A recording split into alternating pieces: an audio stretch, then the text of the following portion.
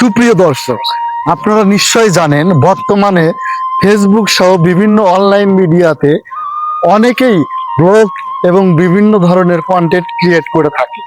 কিন্তু তাদের কি সেই মনের ভাবান্তর এবং ভাষাগুলো কি তাদের মনের মানুষের কাছে পৌঁছে? আজকে তাই জেনে নেব কবির ভাষায়, SF সেলিম আহমেদের ভাষায়, তুমি পড়লে সার্থকতা, তুমি দেখলে সার্থকতা। কি পেলাম কবিতা লিখে, গল্প লিখে, না প্রিয়সীকে, না টাকা, না ধন দৌলত। কি ভেবেছিলাম কবি হতে, লেখক হতে? লিখেছি তো অনেক, শুরু শেষ কবে? কবিতা গল্পগুলো কি কেউ কি পড়েছে?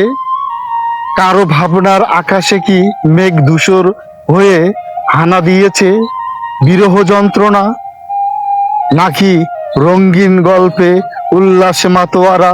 তুমি কি পড়েছো শর্মিলা? কখনো কি দেখেছো কি লাইন হতে লাইন? গা কি ঝমঝম কাঁপুনি দিয়েছে? চোখের কোণায় এসেছিল কি জল, নাকি সহজ আনন্দক্ষণ ভাবান্তর? আনন্দ বেদনাগুলো শুধু তোমাকে ভেবে লিখি, নিঃস্বার্থ ভালোবাসা সৃষ্টির পাতায় সযত্নে নিজের হাতে বুনি। আমার গল্প কবিতা যে তুমি, হাতের রং তুলি, মেঘের ডানামালা পড়ি, চিন্তার আকাশের জল পড়ি, হৃদয়ে লেখা আমার ভালোবাসার কবিতা তুমি। তুমি দেখলে সার্থকতা, তুমি পড়লে হয় ধন্য কবিতা, হয় কবি।